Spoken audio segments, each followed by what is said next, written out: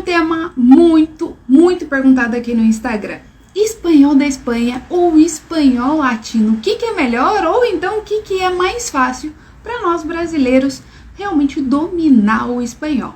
Então nessa live de hoje eu quero explicar, tirar todas as dúvidas para você realmente conseguir desenvolver o teu espanhol, seja ele espanhol da Espanha ou seja um espanhol latino, espanhol da América Latina. Então, buenas chicos, eu sou Jessie do canal Espanhol na Sua Viagem. O que vocês preferem? Espanhol da Espanha ou espanhol da América Latina?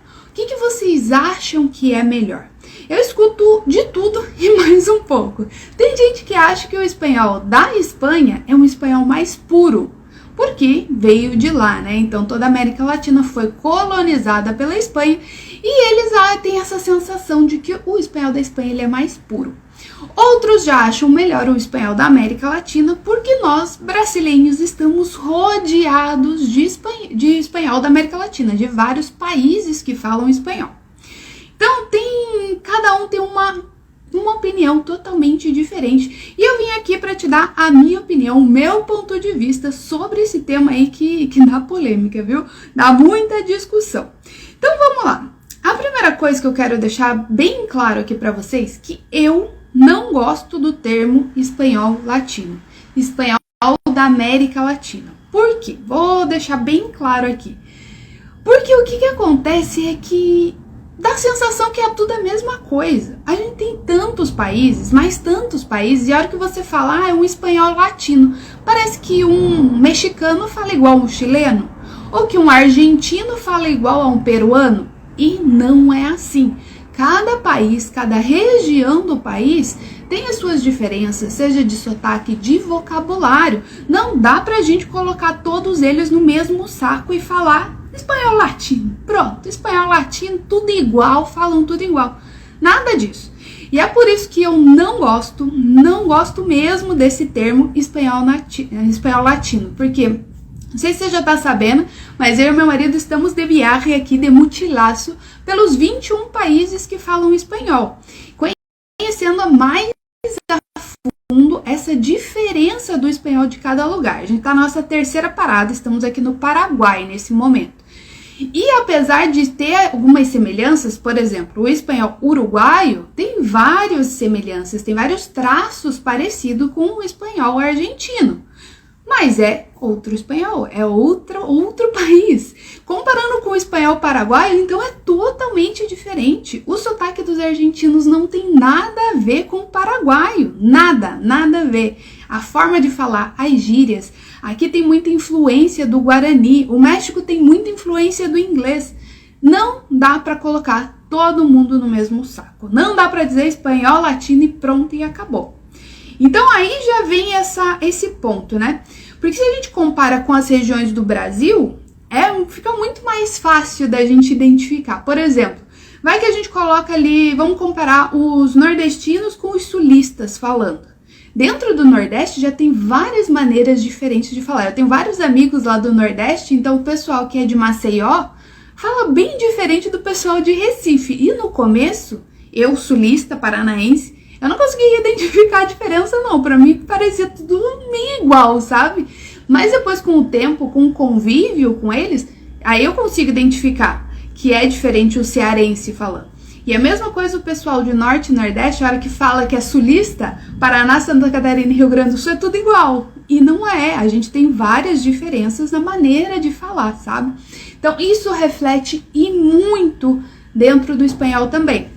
É como se a gente estivesse comparando regiões. Sei lá, a gente pega... Os mexicanos poderiam ser os mineiros. Eles falam mais cantado. O pessoal da Argentina poderia ser os cariocas, que falam mais chiado. Então tem diferença. E aí eu te pergunto, qual que é o melhor português? Qual que é o melhor português? Existe? Não existe. Existem diferenças. A gente tem dificuldade de se comunicar. Eu falo com um carioca, falo com um nordestino, com um gaúcho, usando o mesmo português do Paraná. O mesmo. Isso não me atrapalha na comunicação. Tem palavras específicas que eu não consigo identificar do Nordeste, umas gírias muito doidas que eles usam por lá? Tem um vocabulário bem específico.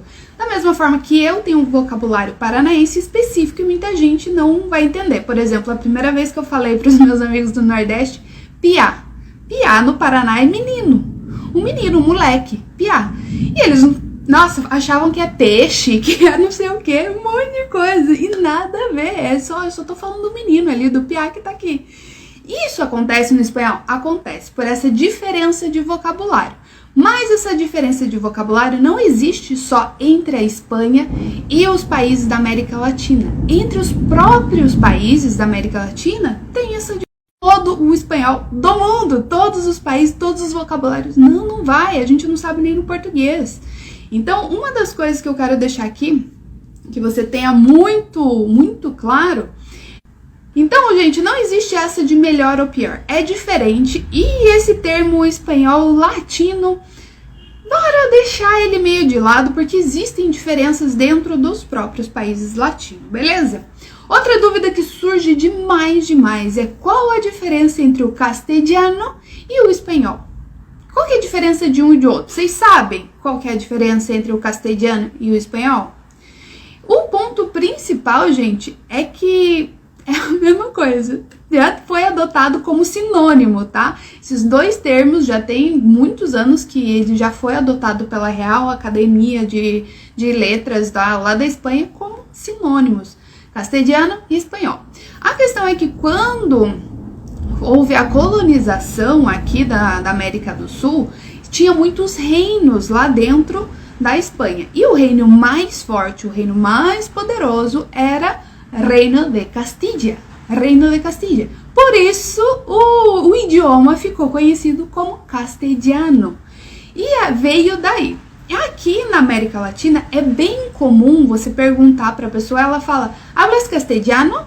Perguntando se você fala espanhol. Por quê?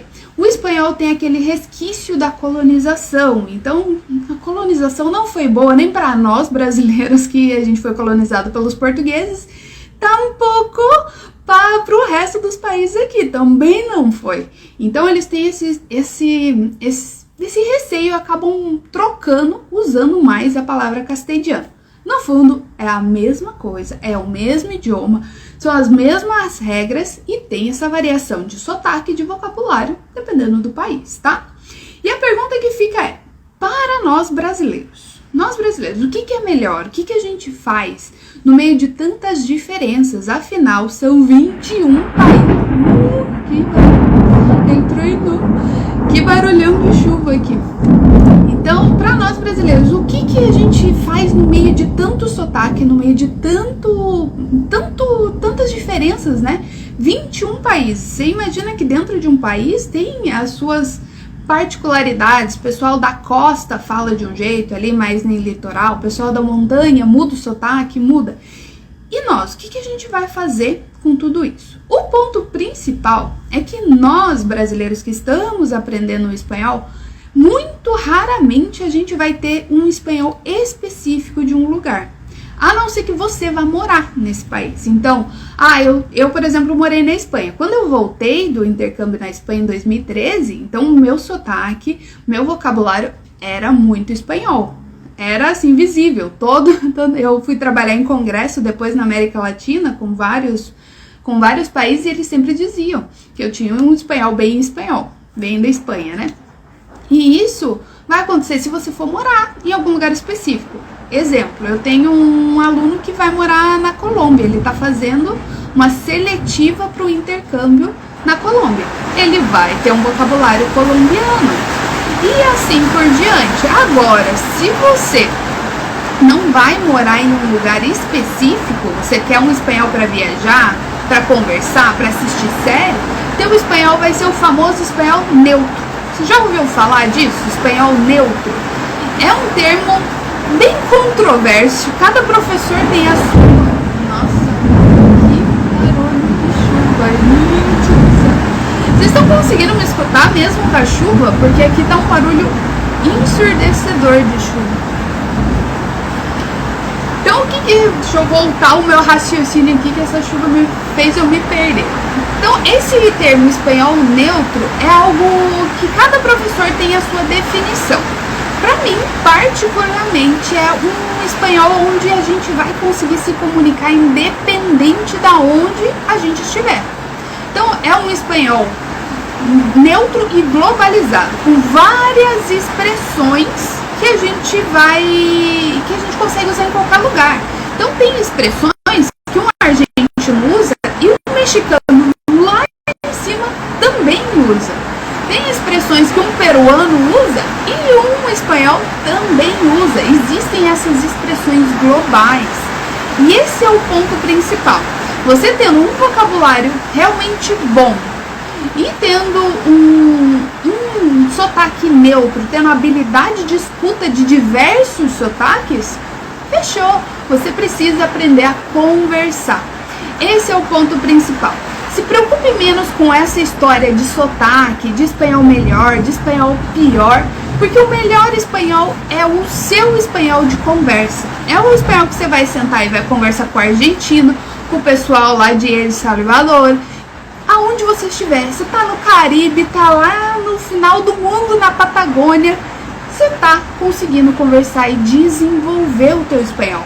Esse é o maior segredo. Então, chega desse negócio de ficar tão preocupado com o sotaque, com a origem do teu espanhol, e se preocupe em realmente aprender a conversar, dominar a conversa. Não fica preocupado com essa de ter que ter um sotaque, porque nós brasileiros, raramente a gente vai ter um sotaque.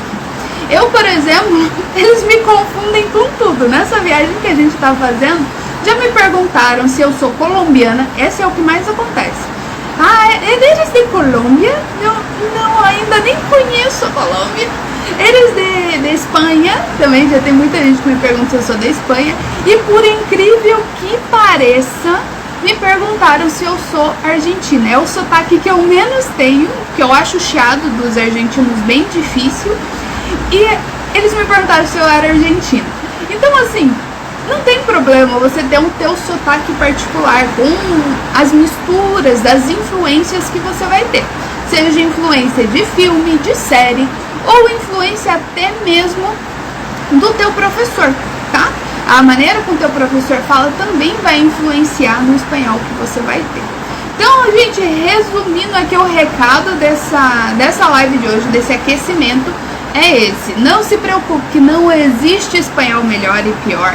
Essa história de espanhol latino eu tenho um pé atrás com isso, porque cada país tem a sua diferença de sotaque, de vocabulário, e nós brasileiros, o nosso foco tem que ser em aprender a conversar, dominar a conversa para realmente conseguir conversar com todos eles. Não é só com um lugar, entender só um tipo de espanhol, é entender todo mundo e falar corretamente, com uma pronúncia correta, conversar com naturalidade e segurança. Beleza? Agora eu vou dar uma olhadinha aqui nos comentários pra gente conversar um pouquinho.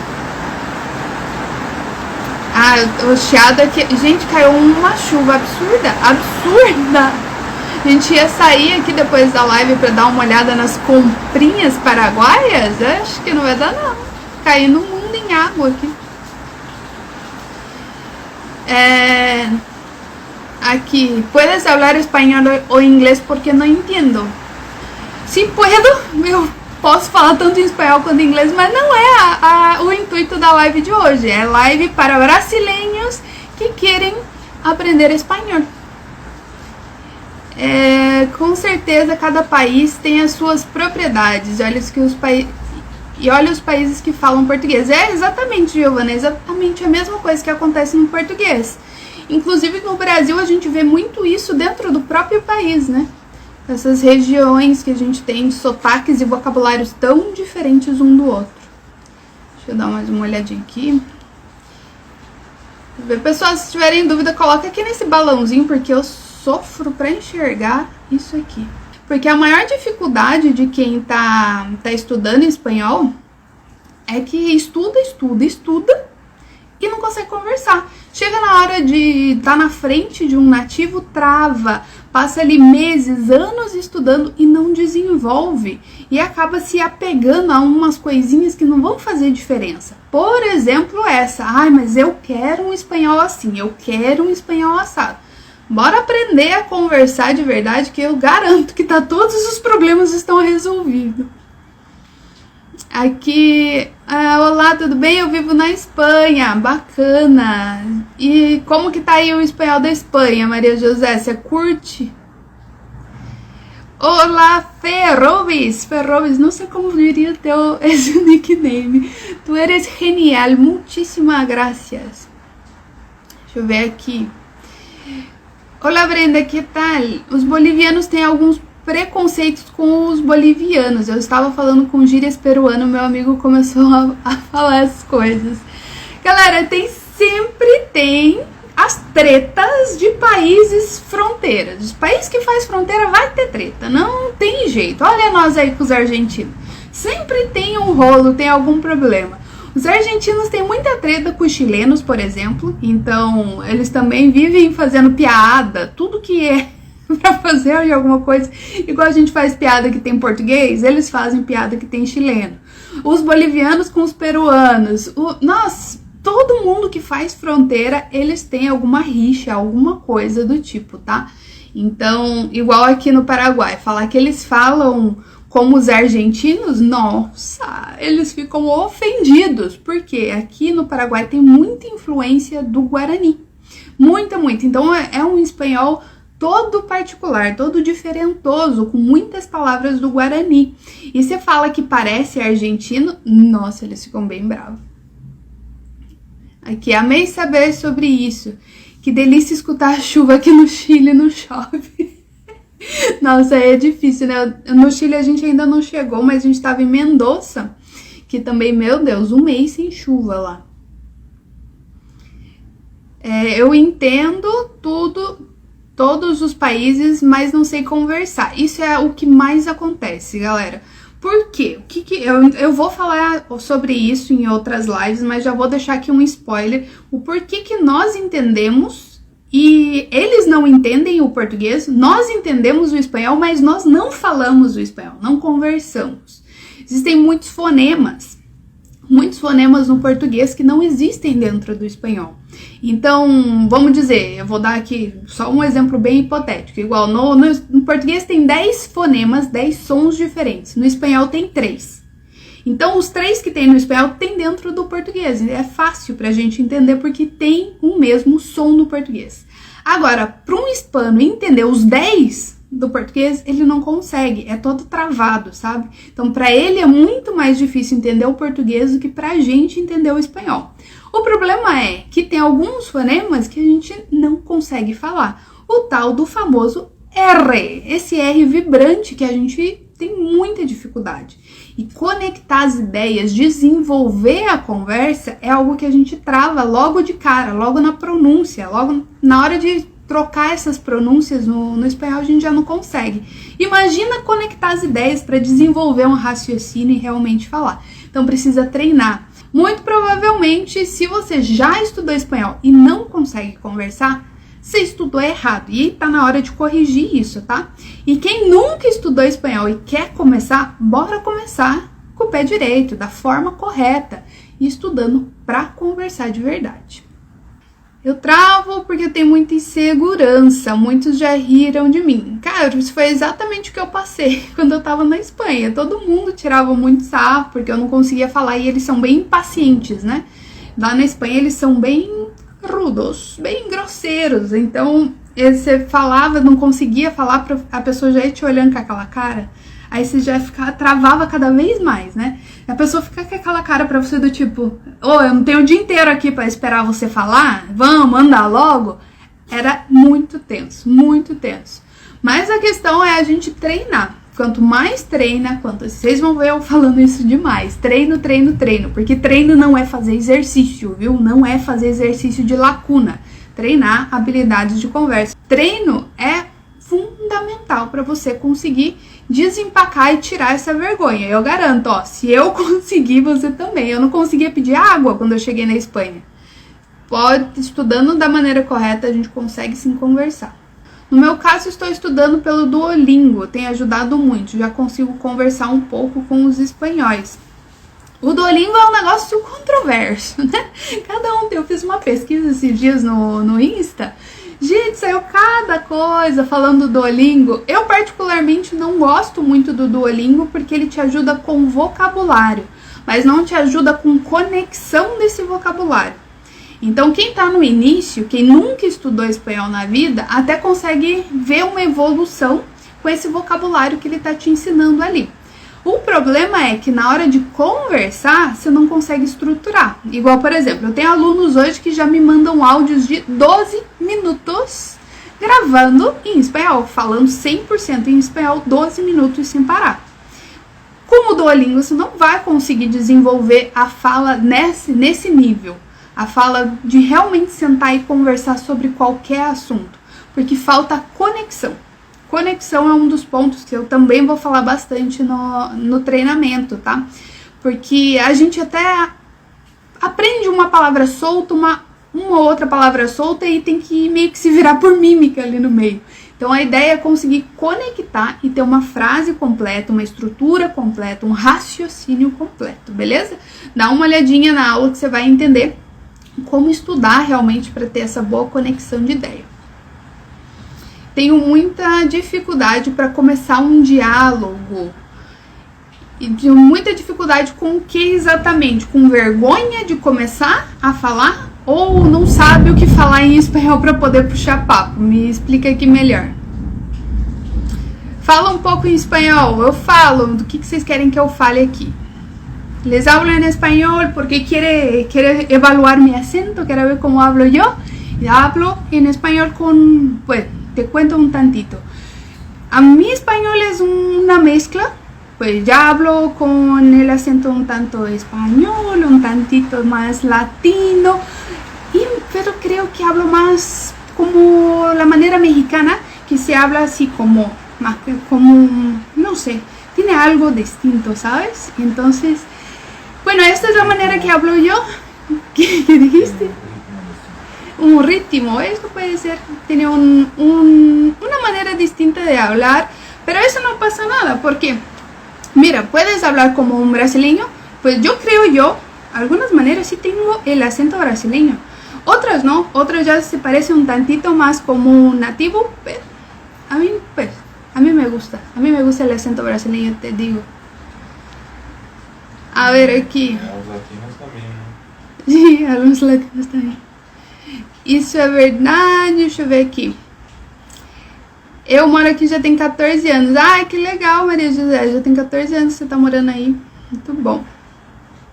Deixa eu ver, acho que eu passei por todas as perguntas aqui. Vamos ver.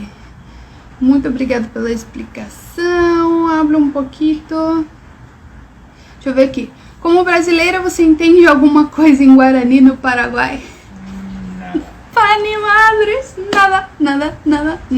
nada. Eu até gravei um vídeo anteontem, eu tava com meu esposo gravando um vídeo falando sobre isso. E como o Guarani é diferente, não dá pra entender nada. A gente vai no mercado aqui, a atendente falando em espanhol, a mulher da fila falando em Guarani, e eu ali no meio, falei assim, meu Deus, e elas estão falando como se fosse a mesma coisa, como se fosse o mesmo idioma. Não dá pra entender nada o Guarani. É muito diferente, umas palavras muito diferentes, uns sons muito diferentes do espanhol. Muito doido. E aqui, pra gente que vem pra cá, pro Paraguai, Guarani, 90% da população fala Guarani, é muita coisa, é muito mesmo. Para quem vem morar, tem uma galera que vem pro Paraguai fazer medicina, né? Medicina, estudar e tal, acaba precisando, pelo menos, saber um básico de Guarani para poder ali estudar, para poder se comunicar com a população, principalmente o pessoal que vai mais para a área de medicina, né? Vai fazer os atendimentos e tal. Agora, a gente brasileiro que vem para cá para fazer compras, para conhecer, igual a gente estava em Assunção, agora estamos aqui em Ciudad del Este. Aí não vai fazer falta. A pessoa às vezes fala com você em Guarani porque ela não percebe. Mas é só você perguntar que ela repete em espanhol. Ela passa meio batido que ela tá falando Guarani. Os espanhóis me falam... Deixa eu ver aqui. Os espanhóis me falam que eu falo bem o espanhol, mas eu tenho muita vergonha de falar. Só quando realmente é necessário. Tá faltando então um pouquinho de segurança, né, Ana Paula? Se você já tá recebendo elogios do nativo e mesmo assim tá meio travada, treino, com certeza, treino. Quanto mais você treina, mais você simula essa conversa, mais você pratica as habilidades de conversa, mais fácil é você ter naturalidade, sem ficar com vergonha, sem ficar receosa na hora de falar. Esse negócio de ter vergonha, insegurança, receio é muito complicado. Eu fiquei muito